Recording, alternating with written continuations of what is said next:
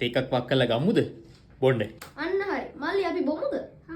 තියනන්නේ අර තියන්නේ විනාදියක්. යංකෝ හරියා. යන් එහෙනම් බලන්න.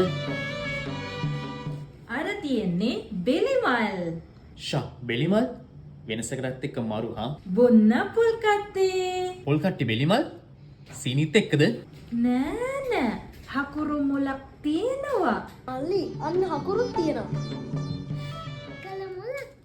රෝස් ඉතින් නියමෙට පොල් කටු ටිකක් සුද්ධ කරලා බලමු හකුරු මුල.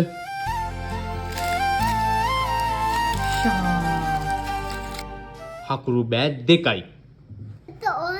හකුරු කිතුල් හකුර එක මරු.